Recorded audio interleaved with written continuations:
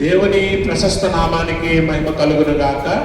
మన ప్రభువు ప్రియ రక్షకుడైన యేసు ప్రభుల వారు మనలను మన కుటుంబాలను సంరక్షించి గడిచిన దినాలలో తన హస్తాల చాటును భద్రపరిచి ఈ శుక్రవారపు సాయంకాల ఉపవాస కూడికలోనికి మనందరినీ నడిపించి ఆయనను స్తుతించి గణపరిచి ఆయన వాక్యాన్ని ధ్యానించే భాగ్యాన్ని మనకిచ్చినందుకే మొదటిగా తండ్రి అయిన దేవుని కృతజ్ఞతాస్తుతులు చెల్లిస్తున్నాను. ఆయన ఆత్మతో సత్యంతో ఆరాధించడానికి కూడి వచ్చిన మీ అందరికి కూడా ప్రభుపేట అందరికి వందనాలు. దేవుడు మిమ్మల్ని మీ కుటుంబాలను మెండుగా దీవించి ఆశీర్వదించును గాక. ఆమేన్. అలాగే నా తరఫున, నా కుటుంబం తరఫున మీ అందరికీ సెయింట్ థామస్ లూథరన్ సంఘానికి 185వ సువార్త దిన శుభాకాంక్షలు తెలియజేస్తూ ఉన్నాను. మరి మన లూథరన్ సంఘం, ఆంధ్ర ఎవాంజలికల్ లూథరన్ సంఘం అనేది స్థాపించబడి ఇప్పటికీ 185 సంవత్సరాలు అయి ఉన్నది. మరి ఈ సంఘాన్ని స్థాపించడానికి మూల కారణము, అలాగే ఈ సంఘ వ్యవస్థాపకులైనటువంటి reverend doctor John Christian Frederick Heyer గారు 1842వ సంవత్సరం జూలై 31న అనగా ఈరోజు భారతదేశంలోనికి, అనగా ప్రత్యేకంగా ఆంధ్రప్రదేశ్లో గుంటూరు ప్రాంతానికి వచ్చిన రోజు ఈ రోజు. కనుక ఆయన అడుగు పెట్టిన ఈ రోజునే ఆంధ్ర ఎవాంజలికల్ లూథరన్ సంఘ ఆవిర్భావ దినంగా, సువార్త దినముగా మనం జరుపుకుంటూ ఉంటాం. కనుక మరి ఇన్ని సంవత్సరాలు, 185 సంవత్సరాల సుదీర్ఘ చరిత్ర కలిగిన ఆంధ్ర ఎవాంజలికల్ లూథరన్ సంఘము ఫాదర్ హయ్యర్ గారి కృషి చేత, ఆయన త్యాగము చేత, పటిష్టమైన పరిచర్య వలన, దేవుని నడిపింపు వలన, దేవుని కొరకు ఆయన సమర్పించుకున్న సేవా జీవితం వలన ఈరోజు ఈ లూథరన్ సంఘం స్థాపించబడింది. కాబట్టి ఈ దినాన్ని సువార్త దినముగా, ఒక పండుగగా లూథరన్ సంఘాలన్నీ కూడా జరుపుకుంటాయి. కాబట్టి మరి ఈరోజు ఫాదర్ హయ్యర్ గారిని, ఆయన తర్వాత అనేక మంది లూథరన్ మిషనరీలు చేసిన పరిచర్యను మనము తప్పక మననం చేసుకోవాలి, జ్ఞాపకం చేసుకోవాలి. ఎందుకంటే వారు ఎంత శ్రమ పడితే ఈరోజు లూథరన్ సంఘాలు ఎలా ఉన్నాయో మనందరికీ తెలుసు.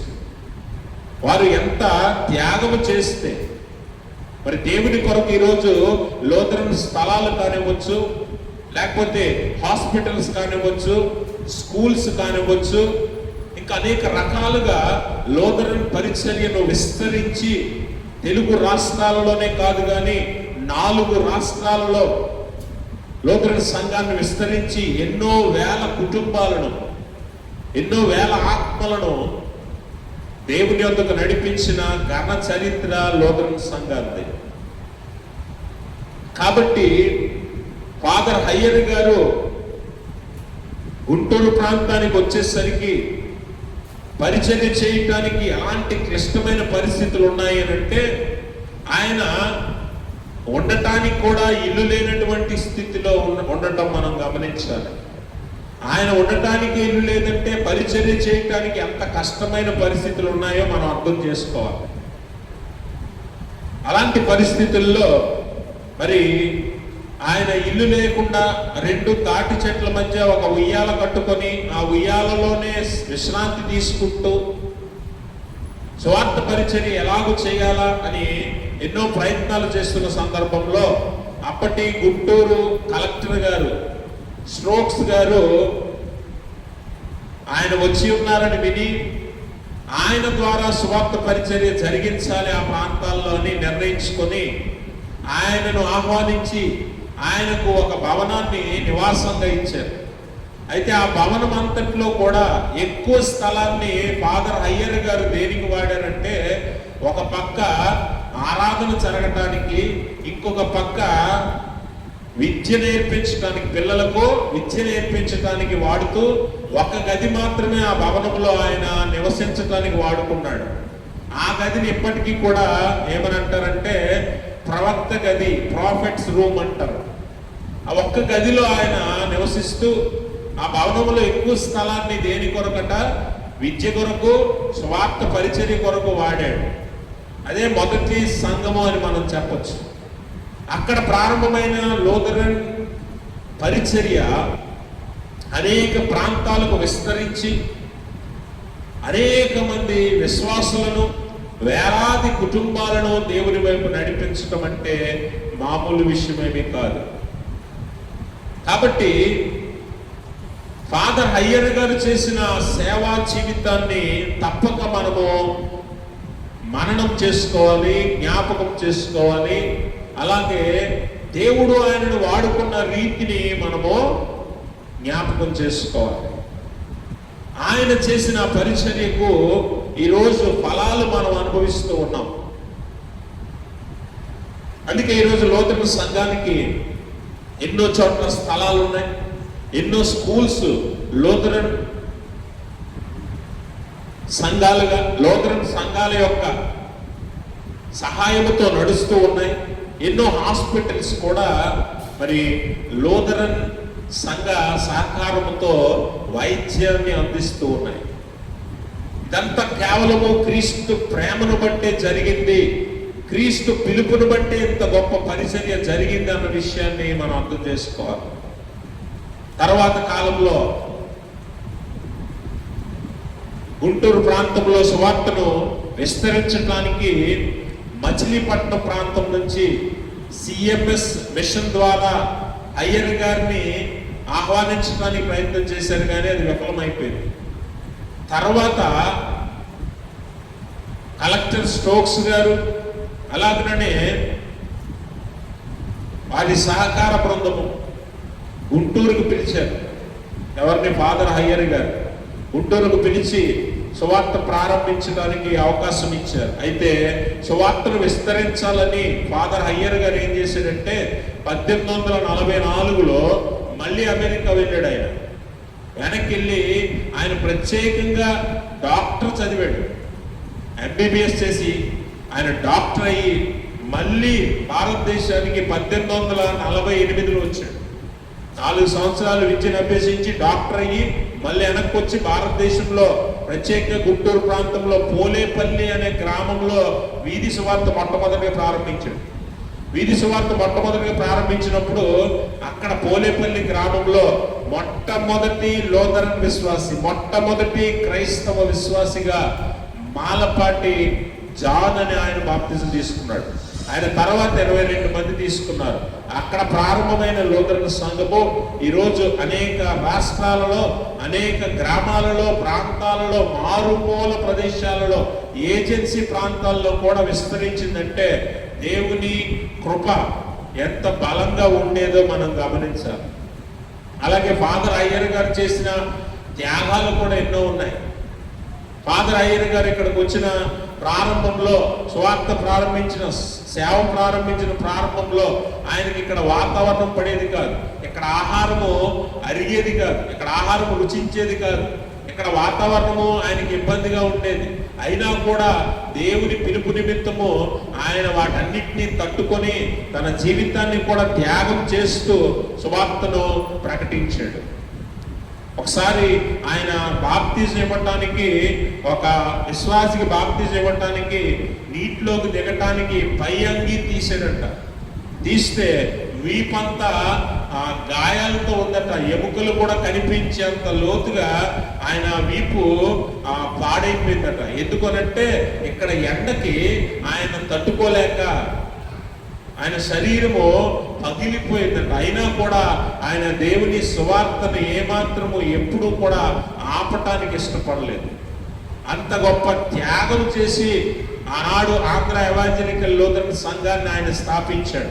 తదనంతరం ఆయన తర్వాత రెవరెండ్ వాల్టర్ గన్ గారు ఆ సువార్తను కొనసాగించాడు, ఆ పరిచర్యను కొనసాగించాడు. ఆ తర్వాత ఎంతో మంది మిషనరీలు వచ్చారు.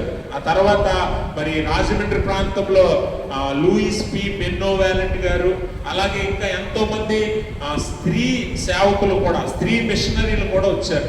స్త్రీ మిషనరీలు మరి అన్నా సారా కుగ్లర్ గారు, అలాగే రాజమండ్రి షాడే గర్ల్స్ హై స్కూల్లో చేసిన స్త్రీ స్త్రీ మిషనరీలు, ఇంకా చాలా మంది దేవుని పరిచర్యను కొనసాగించారు. అందును బట్టే ఈరోజు మన లూథరన్ సంఘ పక్షముగా 3 రకాల పరిచర్యలను మరి మన సంఘం చేస్తూ ఉంది. 1 వైద్య పరిచర్య, 2 విద్యా పరిచర్య, 3 సువార్త పరిచర్య. ఈ 3 ప్రజలందరికీ అందిస్తూ ఇన్ని సంవత్సరాలు 185 సంవత్సరాల నుంచి ఎన్నో వేల కుటుంబాలని చీకట్లో నుంచి వెలుగులోనికి నడిపించారు. ఎంతో మంది జీవితాలను విద్యతో నింపారు. ఎంతో మంది జీవితాల్లో ఆరోగ్యం ఇచ్చారు. ఇది క్రీస్తు ప్రేమ అన్న విషయాన్ని మనం అర్థం చేసుకోవాలి.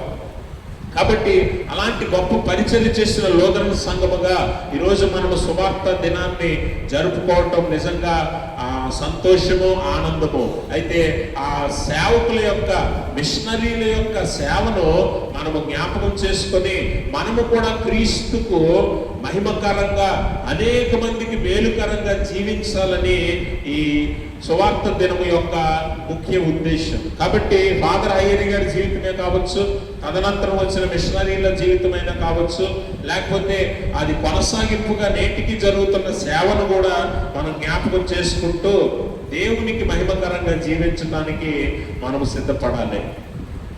కాబట్టి మిషన్ అంటే మనం అర్థం చేసుకోవాలి. మిషన్ అంటే ఏంటి అంటే, వాస్తవానికి మిషన్ అనే పదం గ్రీకులో నుంచి వచ్చింది. మిస్సియో. మిస్సియో అంటే దేవుని పని. మిస్సియో అంటే పని లేదా పంపబడుట. దాన్నే గ్రీకులో దేవుని పని కొరకు పంపబడుటని ఏమంటామంటే మిస్సియో డై. మిస్సియో డై అంటే దేవుడు, మిస్సియో అంటే పని, దేవుని పని అని అర్థం మిషనరీ అంటే. అందుకే వచ్చిన వారిని మిషనరీలు అంటాం. మిషనరీలు అంటే దేవుని పని మీద వచ్చారు, ఎక్కడి నుంచో వచ్చారు. వారి దేశం కాదు, వారి మనుషులు కాదు, వారి జాతి కాదు, ఎవరు తెలియకపోయినా కూడా మన మధ్యలోకి వచ్చి చేయటం గొప్ప విషయం. కాబట్టి ఆ దేవుని పని ఏంటా పని అని అంటే, ఆరోగ్యం లేని వారికి ఆరోగ్యం ఇవ్వటానికి, విద్య లేని వారికి విద్యను ఇవ్వటానికి, అలాగే దేవుణ్ణి ఎరిగిన వారికి నిజమైన దేవుణ్ణి పరిచయం చేయటానికి వారు వచ్చారు. అలా లూథరన్ సంఘము స్థాపించబడింది. ఆ పరిచర్య నేటికి దేవుడు కొనసాగిస్తూ వారి తదనంతరం అనేక మంది సేవకులను ఎన్నుకుంటూ, అలా ప్రతి తరములోని సేవకులను ఎన్నుకుంటూ ఈరోజు మీ మధ్యలో కూడా సువార్త పరిచర్య జరగటానికి దేవుడు నడిపిస్తూ ఉన్నాడు.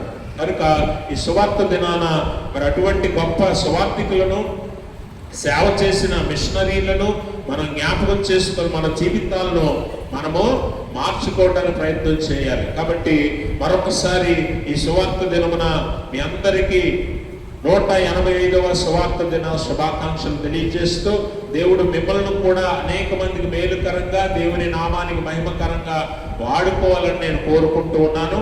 అయితే ఈరోజు చదువుకున్న లేఖనాన్ని మనం ఒకసారి మననం చేద్దాం. అపోస్తులైన పౌలు ఫిలిప్పీ సంఘానికి రాసిన పత్రికలో 4వ అధ్యాయము 11 నుంచి 13 వరకు ఉన్న లేఖన భాగాన్ని మనము చదువుకున్నాం. ఈ లేఖన భాగమును అపోస్తులైన పౌలు ఫిలిప్పీ సంఘాన్ని బలపరచడానికి చెప్పిన మాటలు. అయితే ఈ ఫిలిప్పీస్ పత్రిక చెరలో ఉన్నప్పుడు రాయబడి ఉందని చాలాసార్లు మనం జ్ఞాపకం చేసుకున్నాం. అపోస్తలుడైన పౌలు రోమా చెరసాలలో ఉండి ఈ పత్రికను ఫిలిప్పీలకు రాస్తూ ఉన్నాడు. ఫిలిప్పీ సంఘము ఆయనకు సహాయం చేయడానికి వచ్చినప్పుడు, నాకేమీ అవసరం లేదు, నాకు క్రీస్తునందే ఆనందము, క్రీస్తుంటే చాలు నేను సంతృప్తి చెందుతాను, నాకేది అక్కర్లేదు అని చెప్పటానికి ఈ మాటలు చెప్తూ ఉన్నాడు అపోస్తలుడైన పౌలు. అందుకనే పౌలు ఇక్కడ నేర్చుకున్న జీవిత అనుభవ పాఠాన్ని మనందరికీ నేర్పిస్తూ ఉన్నాడు. మన జీవితాల్లో అనుదినము అనేక స్థితిగతుల్లో నుంచి మనం వెళ్తూ ఉంటాం, అనేక పరిస్థితులను ఎదుర్కోవాల్సి వస్తూ ఉంటుంది.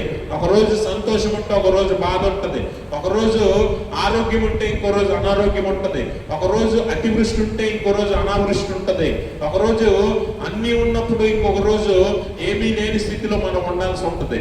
ఇలాంటి పరిస్థితులన్నీ అనుదినము అందరము అనుభవించాల్సిందే, అందరము వాటి గుండా వెళ్ళవలసిందే. పౌలు కూడా అలాగే వెళ్ళాడు. కాబట్టి పౌలు మనకు నేర్పుతున్న పాఠం ఏంటి అంటే 11వ వచనంలో అంటాడు, నాకు కొదువ కలిగినందున నేను ఎలాగూ చెప్పుటలేదు, నేను ఏ స్థితిలో ఉన్నానో ఆ స్థితిలో సంతృప్తి కలిగి ఉండ నేర్చుకుని ఉన్నాను, దేన స్థితిలో ఉండనెరుగుదును, సంపన్న స్థితిలో ఉండనెరుగుదును. ప్రతి విషయములోను, అన్ని కార్యములలోనూ కడుపు నిండి ఉండుటకును, ఆకలి కొని ఉండుటకును, సమృద్ధి కలిగి ఉండుటకును, లేమిలో ఉండుటకును నేర్చుకుని ఉన్నాను. నన్ను బలపరచువాని యందు నేను సమస్తమును చేయగలను. గమనించండి, ఇక్కడ పౌలు చెరసాలలో ఉన్నాడు కాబట్టి, నేను కష్టంలో ఉన్నాను కాబట్టి, నేను కష్టంలో దేవుని యందు సంతోషిస్తున్నాను, మీరు కూడా సంతోషించండి అని నేనేమీ చెప్పట్లేదు. ఎందుకనంటే ఈ కష్ట సమయం కాకముందు, ఈ కష్ట సమయానికి రాకముందు నేను సంతృప్తి కలిగిన సమయాన్ని కూడా అనుభవించాను. నేను ఉన్నతమైన స్థితిలో, సంపన్న స్థితిలో కూడా ఉన్నాను. నేనేదో దీన స్థితిలో ఉండి, కష్టాల్లో ఉండి దేవుడే చూసుకుంటాడులే, దేవుని మీదే భారం వేయండి అని నేను మీకు చెప్పట్లేదు. కానీ దేవుడు ఏ స్థితిలో ఉన్నా మనల్ని సంతోషపరచగలడు అని నేను చెప్తున్నాను అంటాడు పౌలు. అర్థమైందా మీకు? కష్టాల్లో ఉన్నాడు ఏం చెప్పినా ఎలా ఉంటది మనకి? ఏదో వేదాంతం చెప్తున్నాడు, చేతకాక చెప్తున్నాడు అనుకుంటా. అందుకే పౌలు ఆ మాట చెప్పాడు, నేను పొదువులో ఉన్నందున ఇలాగ మాట్లాడట్లేదు. ఎందుకంటే నేను మీకంటే ఉన్నత స్థితిని ఒకసారి అనుభవించాను, మీకంటే సంపన్న స్థితిలో నేనున్నాను. ఇప్పుడేదో నాకు ఏమీ లేక ఈ మాటలు నేను చెప్పట్లేదని పౌలు ముందే స్పష్టపరుస్తూ, నేనున్న స్థితిగతులను, నేను అనుభవించిన పరిస్థితులను మీకు తెలియజేస్తున్నానని వారికి తెలియజేస్తూ ఉన్నాడు.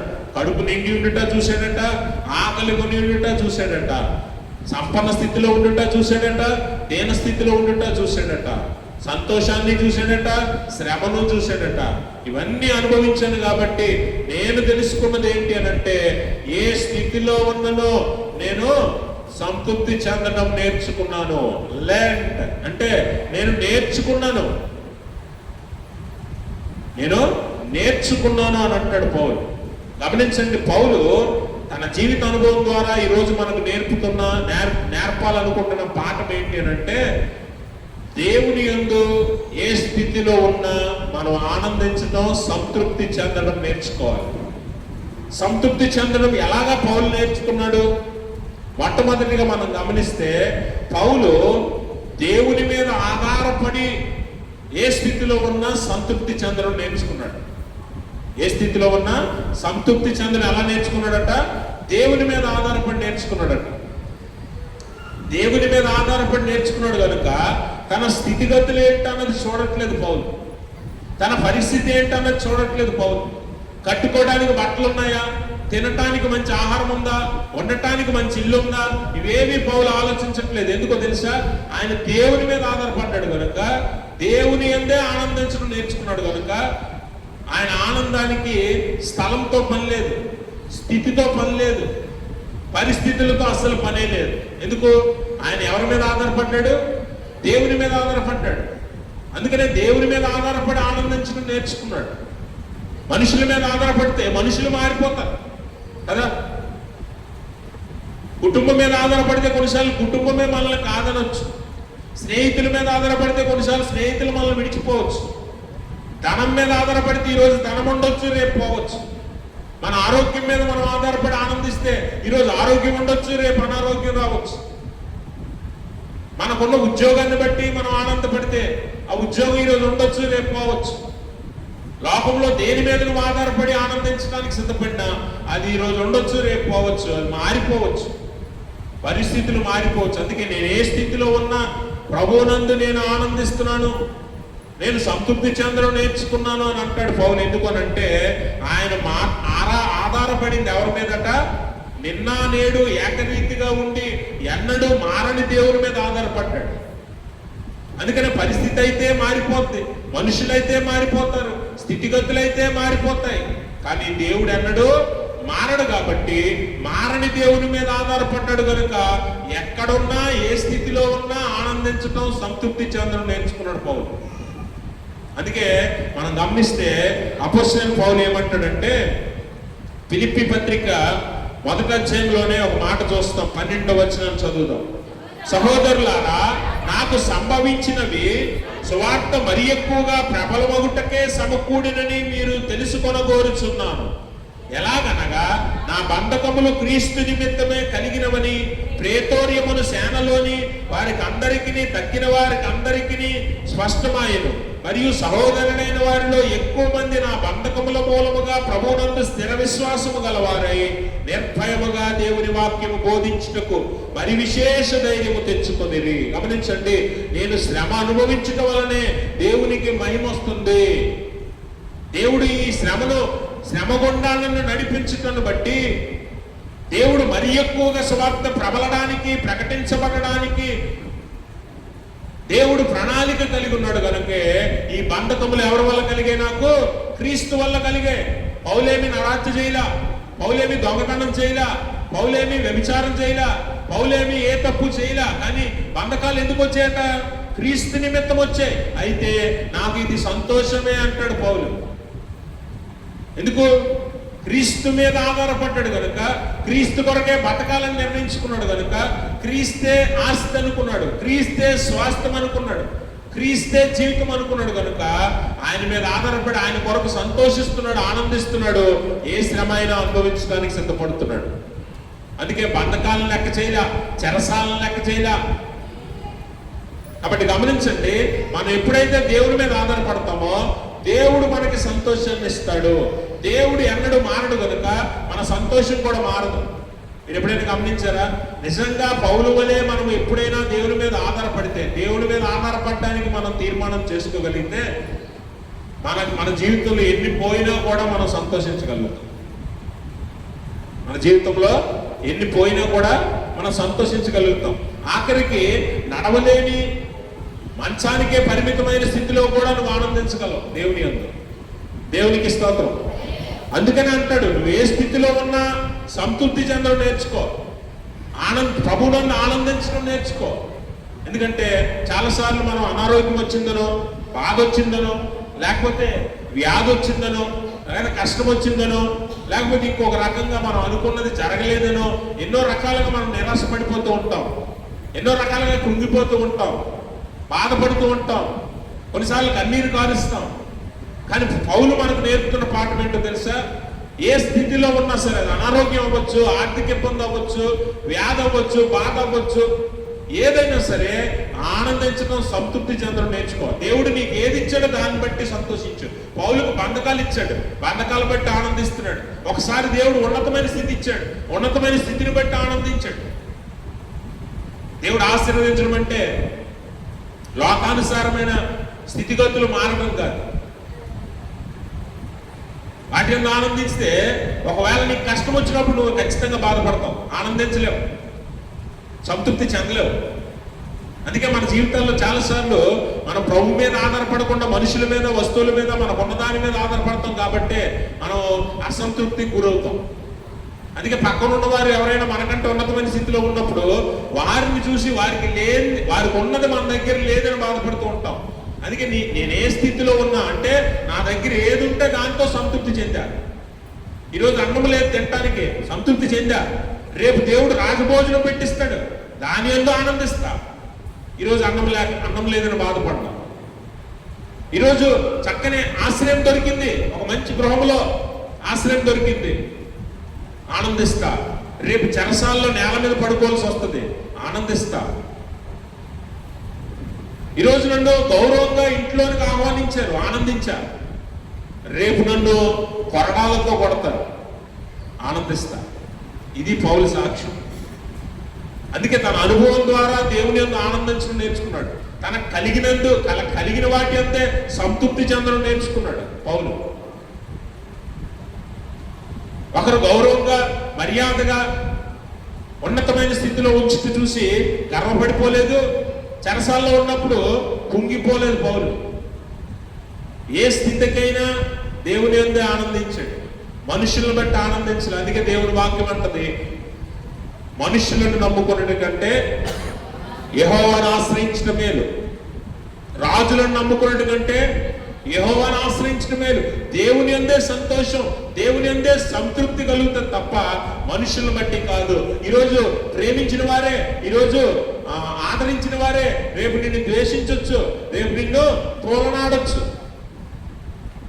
అందుకే అందుకనే దేవుని యందు ఆనందించడం నేర్చుకుంటే, దేవుడు నీకు ఇచ్చిన దాన్ని బట్టి సంతృప్తి చెందడం నేర్చుకుంటే ఏ స్థితిలో ఉన్నా సంతోషమే. అందుకే పౌలు మొట్టమొదటిగా ఇది ఎలా నేర్చుకున్నాడట, ఏ స్థితిలో ఉన్నా ఆనందించడం ఎలా నేర్చుకున్నాడంటే క్రీస్తు మీద ఆధారపడటం బట్టి, రెండోది తన అనుభవం బట్టి. అనేక ప్రాంతాలలో సువార్త పరిచయం చేయడానికి వెళ్ళినప్పుడు అనేక రకాల మనుషులను కలిశాడు, అనేక రకాల మనస్తత్వాలను చూశాడు, అనేక మంది పొట్టలు చూశాడు, అనేక మంది అతన్ని పాడు చేయాలనో నశింప చేయాలనో ఎన్నో ప్రయత్నాలు చేయడం చూశాడు. వీటన్నిటి గుండా తన అనుభవం ద్వారా తెలుసుకున్నది ఏంటంటే ఏ స్థితిలో ఉన్నా దేవుడు మనకు తోడుగా ఉంటాడు కనుక మనం ఆనందించాలి, సంతృప్తి చెందాలి అనుకున్నాడు. అందుకనే 2 కొరింథీ పత్రికలో అపోస్తలుడైన పౌలు తన జీవిత అనుభవంలో ఎన్ని శ్రమలు అనుభవించాడో చెప్తాడు. 2 కొరింథీ పత్రిక 11వ అధ్యాయము 23వ వచనం చదువుదాం. అమ్మా 23వ వచనం చదవండి. వెర్రివాని వలె మాట్లాడుచున్నాను, నేనును మరి ఎక్కువగా క్రీస్తు పరిచారకుడును, మరి విశేషముగా ప్రయాసపడితిని, మరి అనేక పర్యాయములు చెరసాలలో ఉంటిని, అపరిమితముగా దెబ్బలు తింటిని, అనేక మార్లు ప్రాణాపాయములో ఉంటిని, యూదుల చేత 5 మార్లు 1 తక్కువ 40 దెబ్బలు తింటిని, 3 మారు బెత్తములతో కొట్టబడి తిని, ఒకసారి రాళ్లతో కొట్టబడి తిని, 3 మారు ఓడ పగిలి శ్రమ పడి తిని, ఒక రాత్రింబగళ్ళు సముద్రంలో గడిపి తిని, అనేక పర్యాయములు ప్రయాణములలోనూ, నదుల వలనైన ఆపదలలోను, దొంగల వలనైన ఆపదలలోను, నా స్వజనుల వలనైన ఆపదల్లోను, అన్యజనుల వలనైన ఆపదల్లోను, పట్టణములో ఆపదల్లోను, అరణ్యములో ఆపదల్లోను, సముద్రములో ఆపదల్లోను, కపట సహోదరుల వలన ఆపదల్లోనూ ఉంటిని, ప్రయాసముతోనూ కష్టములతోనూ, తరచుగా జాగరణములతోనూ, ఆకలి దప్పులతోనూ, తరచుగా ఉపవాసములతోనూ, చలితోనూ, దిగంబరత్వముతోనూ ఉంటిని, ఇంకనూ చెప్పవలసినవి అనేకములున్నవి. అంటే ఇన్ని శ్రమలు పడ్డాడు చూసారా. అంటే దేవుడు పౌలుని ఎలా నడిపించాడో ఒకసారి మనం ఆలోచన చేస్తే, అలాంటి శ్రమలు మనకు ఎదురైతే మనం బతకాలని కూడా అనుకోవేమో, మనము బతకాలని కూడా మనం అనిపించలేము. అన్ని శ్రమలు అనుభవించినా కూడా పౌలు నేర్చుకున్నది ఏంటి తెలిసి, అనుభవం ద్వారా ప్రభువునందు ఆనందించాలి, దేవుడు మనకి ఇచ్చిన దానితో సంతృప్తి చెందాలి.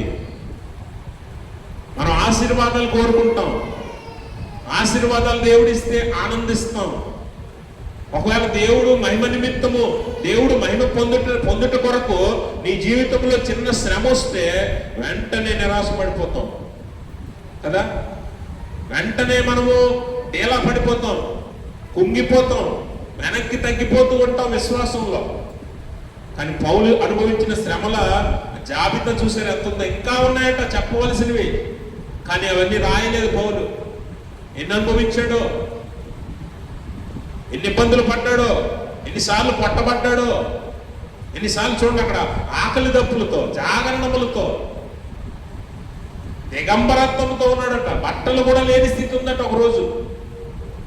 ఈరోజు నీకు అన్ని సంతృప్తిగా ఉన్నాయి కదా, నీకు కలిగిన వాటిని బట్టి ఆనందించడం నేర్చుకోవాలి కదా. నువ్వు ఇంకా నీకు సంతృప్తి లేదు, ఇంకా నీకు అసంతృప్తే.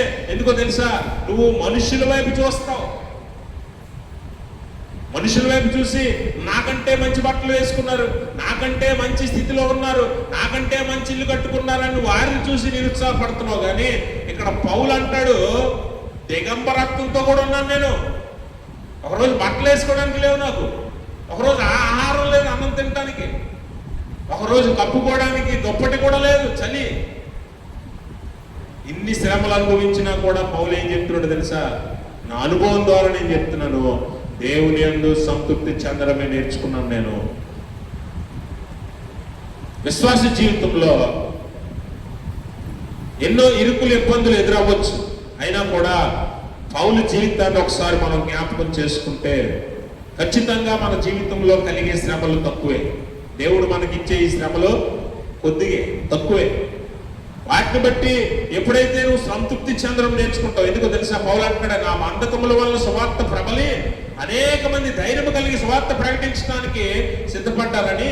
అంటే పౌలు ఉద్దేశం ఏంటంటే, నా బంధకాల వల్ల దేవుడు మహిమపరచబడుతున్నాడు, నా శ్రమల వల్ల దేవుడు మహిమపరచబడుతున్నాడు, నా కష్టము వల్ల దేవుడు మహిమపరచబడుతున్నాడు. అందుకోసం ఈ శ్రమలు, ఈ కష్టాలు, ఈ బాధలు నేను అనుభవించడానికి సిద్ధమే. వీటిని బట్టి నేను ఆనందించడానికి సిద్ధమే. వీటిని బట్టి నేను సంతృప్తి చెందడానికి కూడా సిద్ధమే. ఎందుకంటే నీ జీవితాన్ని బట్టి దేవునికి మహిమ వస్తుందంటే నువ్వు శ్రమ అనుభవిస్తావా? అనుభవించడానికి నువ్వు సిద్ధమేనా? అప్పుడే నువ్వు దేవుడిని మహిమపరచగలవు. దేవుడు ఆశీర్వాదిస్తే ఆనందించడం కాదు, శ్రమ ఇచ్చినా తీసుకోవాలి, కష్టం ఇచ్చినా సిద్ధపడాలి. అదే కదా విశ్వాస జీవితం. అదే కదా యేసు ప్రభు వారు మరి నీ కోసం నా కోసం శ్రమలకు సిద్ధపడలేదా? ఆయన ఎన్ని శ్రమలు అనుభవించాడో మనకు తెలియదా? అన్ని శ్రమలు ఉంటాయని తెలిసినా నిన్ను నన్ను ప్రేమించాడు కనుక మనందరి కొరకు ప్రాణం పెట్టడానికి సిద్ధపడే ఆ శిలువ యాగంలో ఎన్నో శ్రమలు అనుభవించాడు. తన శరీరం అంతా దున్నబడేటట్టు శ్రమ అనుభవించాడు. చివరి రక్తపు బొట్టు దాకా కార్చబడే వరకు ఆయన శ్రమ అనుభవించాడు.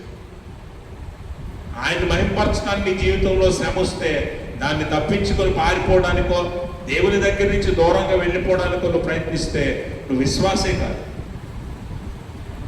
ఆ శ్రమను బట్టే దేవునికి మహిమ వచ్చినట్లుగా నువ్వు సిద్ధపడాలి. ఎందుకనంటే పౌలు అంటాడు కదా, ఇన్ని శ్రమలు అనుభవించిన దేవుడు నన్ను బలపరిచాడు. అదే చివరి మాట అంటాడు కదా, నన్ను బలపరచువాని అంది నేను సమస్తము చేయగలను. యోబు జీవితంలో మనం చూస్తాం, ఎన్నో శ్రమలు అనుభవించాడు. ఎవరి నిమిత్తం? దేవునికే మహిమ వచ్చింది చివరికి కదా.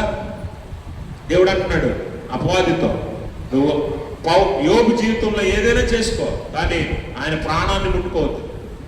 అలాగే పౌలు జీవితంలో ఏదైనా, ఏ శ్రమైనా అనుభవించాడు, కానీ ఆయన ప్రాణానికి ముప్పు రాకుండా దేవుడు కాపాడాడు. ఈరోజు నీ జీవితంలో కూడా దేవుణ్ణి మహింపరచడానికి నువ్వు శ్రమకు సిద్ధపడితే, దేవుడు నీకు ఏది ఇస్తే దాన్ని బట్టి సంతృప్తి చెందడానికి నువ్వు సిద్ధపడితే, దేవుడు నిన్ను ఎప్పుడు సంరక్షిస్తాడు. దేవుడు ఎప్పుడు నిన్ను బలపరుస్తాడు. నిన్ను బలపరచువాని అందు నువ్వు సమస్తము చేయగలుగుతావు.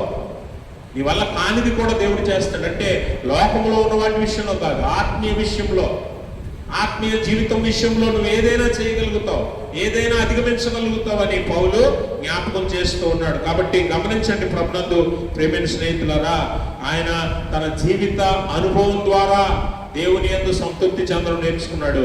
దేవుని మీద ఆధారపడటం ద్వారా జీవితంలో సంతృప్తి చెందడం నేర్చుకున్నాడు. మరి ఎన్ని శ్రమలు వచ్చినా తనకు కలిగిన దానితోనే తృప్తి పడడం నేర్చుకున్నాడు. ఈరోజు నీకున్న దానితో నువ్వు తృప్తి చెందుతున్నావా? తృప్తి చెందితే దేవునికి మహిమను తెచ్చిన వారు అవుతాం. ఒకవేళ ఇంకా నాకేదో లోటు ఉంది, నాకు ఇంకా ఏదో కావాలి, దేవుడు నాకు ఇంకా ఏదో ఇవ్వట్లేదు అని నువ్వు బాధపడుతున్నావంటే నువ్వు ఆత్మీయ జీవితంలో ముందుకెళ్ళట్లేదు, వెనక్కి వెళ్ళిపోతున్నావు. ఎందుకనంటే నువ్వు దేవుని వైపు చూడట్లేదు, మనుషుల వైపు చూసి వారితో నిన్ను పోల్చుకొని వారికి ఏది ఉందో నీ దగ్గర ఏది లేదో నువ్వు చూసుకుంటున్నావు. కాబట్టి నీకు అసంతృప్తి, నీకు సంతోషం లేదు, సంతృప్తి లేదు. ఎందుకంటే మనుషుల వైపు చూస్తూ ఉన్నాం కాబట్టి. కానీ పౌలు అలా కాదు. పౌలు క్రీస్తు వైపు చూస్తున్నాడు, క్రీస్తు యందు ఆనందిస్తున్నాడు, క్రీస్తు మీద ఆధారపడ్డాడు, క్రీస్తులో కలిగిన దానితో సంతృప్తి చెందడం నేర్చుకున్నాడు. ఈరోజు మన జీవితాల్లో కూడా మనము ఏది కలిగి ఉంటే దాన్ని బట్టి ఆనందించడం నేర్చుకుంటే దేవుడు తగిన సమయమందు, దేవుడు వాక్యం అంటుంది కదా, ఆయన మిమ్మల్ని హెచ్చించినట్లు, తగిన సమయమందు ఆయన మిమ్మల్ని హెచ్చించినట్లు ఆయన బలిష్టమైన చేతి కింద మీరు దీన మనస్కులై ఉండండి, తగ్గింపు కలిగి ఉండండి, దేవుని యందు ఆనందించడం, సంతృప్తి చెందడం నేర్చుకోండి అని అంటాడు. కాబట్టి ఏది ఉంటే దానితో సంతృప్తి చెందడం నేర్చుకోవాలి. మొదటి తిమోతి పత్రికలో కూడా అపోస్తలుడైన పౌలు తిమోతికి చెప్తూ 6వ అధ్యాయము 6వ వచనంలో ఒక మాట చెప్తాడు తిమోతితో, సంతుష్టి సహితమైన దైవభక్తి గొప్ప లాభ సాధనమై ఉన్నది అంటాడు. మనం ఈ లోకంలోనికి ఏమీ తేలేదు, దీనిలో నుండి ఏమీ తీసుకొని పోలేము, కాగా అన్నవస్త్రములు కలిగిన వారమై. గమనించారా? బతకడానికి ఏం కావాలండి? ఏం కావాలి? పెద్ద బంగ్లా ఉంటే కానీ బతకవా? పెద్ద బంగ్లా ఉంటే కానీ బతకవా? విలువైన వస్త్రాలు కట్టుకుంటే కానీ బతకవా? విలువైన ఆభరణాలు ధరించుకుంటే కానీ బతకవా? పౌలు అంటున్నాడు తిమోతితో, తిమోతి, లోకంలో ఉన్న వాటి మీద దేని మీద ఆశ పెట్టుకోకు. నువ్వు యవన సేవకుడివి, దేవుని కొరకు ఎన్నుకోబడిన సేవకుడివి, దేవుని చేత పిలవబడిన వాడివి. నువ్వు లోకంలో ఉన్న వాటి మీద ఆశ పెట్టుకోకు. సంతుష్టి సహితమైన దైవభక్తి కలిగి అది గొప్ప లాభ సాధనం అని తెలుసుకో. లోకంలో మనం ఏమీ తేలేదు, ఇందులో నుంచి ఏమీ మోసుకొని తీసుకొని పోలేము. అలాంటప్పుడు ఎందుకు ఈ ప్రయాస? కాబట్టి అన్న వస్త్రములు కలిగిన వారమే సంతృప్తి చెందడం నేర్చుకోవాలంటాడు. తినడానికి బతకడానికి ఉంటే చాలు కదా.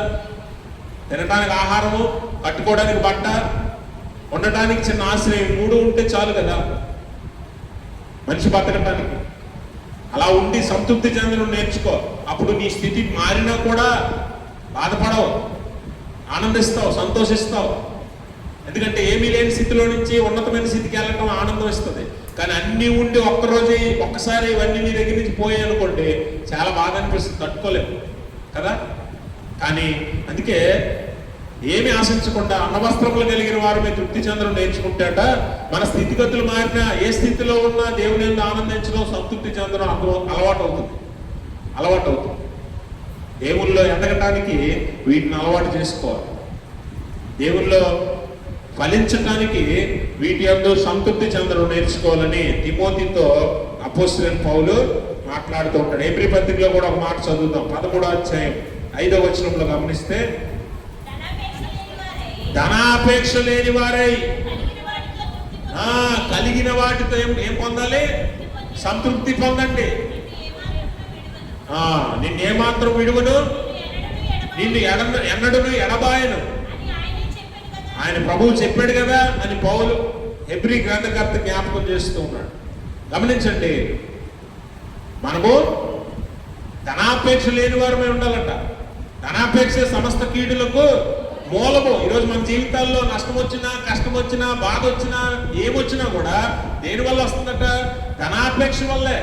దానికోసం ప్రయాసపడే కదా, దానికోసం ప్రయాసపడే నీ ఆరోగ్యం పాడు చేసుకున్నావు, దానికోసం ప్రయాసపడే నీ కుటుంబంలో ఉన్న ఆనందాన్ని పోగొట్టుకున్నావు, దానికోసం ప్రయాసపడి నీ బంధుత్వాన్ని, రక్త సంబంధాన్ని పోగొట్టుకున్నావు.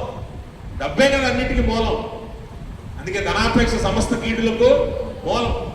ఎంత డబ్బున్నా సంతృప్తి లేదంటే ధనం మీద ఆశ, అపేక్ష.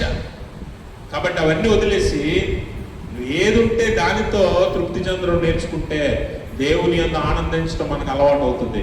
ఏ స్థితిలో ఉన్నా తృప్తి చెందడం అలవాటు అవుతుంది. దేవుని మహింపరచడము అలవాటు అవుతుంది. అటువంటి ఆత్మీయ స్థితిలోనికి ఈరోజు మనం ఎదగటానికి దేవుని వాక్యము మనల్ని పిలుస్తూ ఉంది. మరి ఆనాడు సువార్త దినముగా మనం జ్ఞాపకం చేసుకున్నాం. ఫాదర్ హయ్యర్ గారు తన సొంత దేశం కాదు, తన బంధువులు లేరు, తన కుటుంబం లేదు, అన్ని వదులుకొని దేవుని యందు ఆనందిస్తూ ఎక్కడో జర్మనీలో పుట్టి అమెరికా లూథరన్ మిషనరీ ద్వారా భారతదేశానికి వచ్చి ఎవరిని ఎరగకపోయినా మనుష్యుల కొరకు, దేవుని మహిమపరచుట కొరకు అనేక ఆత్మలు సంపాదించడానికి తన సంతోషాన్ని, ఆనందాన్ని అన్ని వదులుకొని ఇక్కడ సంతృప్తి చెందడం నేర్చుకున్నాడు. వాతావరణం పట్ల, ఆహారం పట్ల పరిస్థితులు అనుకూలించకపోయినా కష్ట పరిస్థితుల్లో కూడా స్వార్థ సేవను విడిచిపెట్టక దేవునికే మహిమను తెచ్చాడు, దేవుని యందు ఆనందించాడు. ఈరోజు లూథరన్ సంఘాలు ఇన్ని స్థాపించబడి వృద్ధి చెందిందంటే దానికి కారణము దేవుని యందు సంతృప్తి చెందడం. కలిగినదే, దొరికినదే తిని, దొరికిన స్థలంలోనే ఉండి సంతృప్తి చెందాడు, దేవుని యందు ఆనందించాడు.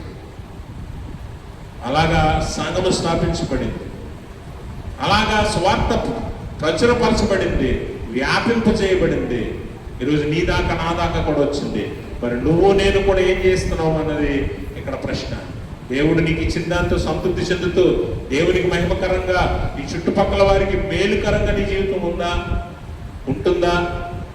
ఇదే ప్రశ్న మిమ్మల్ని మీరు ఒకసారి వేసుకోగలిగితే మన ఆత్మీయ జీవితాలు మారటానికి దేవుడు అవకాశం ఇస్తాడు. కనుక మన జీవితాలు మనకు మాత్రం మేలుకరంగా కాదు, అనేక మంది మేలుకరంగా ఉండాలి, దేవుని నామానికి మహిమకరంగా ఉండాలి. పౌలు జీవితం, లేదా ఫాదర్ హయ్యర్ గారి జీవితం, తర్వాత వచ్చిన మిషనరీల జీవితం ఎంతో స్ఫూర్తిదాయకం. కాబట్టి అలాంటి జీవితాన్ని జీవించడానికి మనల్ని మనము ఆయత్తపరుచుకొని మరి దేవుని నామంలో మనందరము కూడా ఆ స్థితికి ఎదుగునట్లు దేవుడు తన పరిశుద్ధాత్మను దయచేయును గాక. ఆమేన్. సమస్త జ్ఞానం మించిన దేవుని సమాధానం యేసుక్రీస్తు వల్ల మీ హృదయములకు, మీ తలంపులకు కావలి ఉండును గాక. ఆమేన్.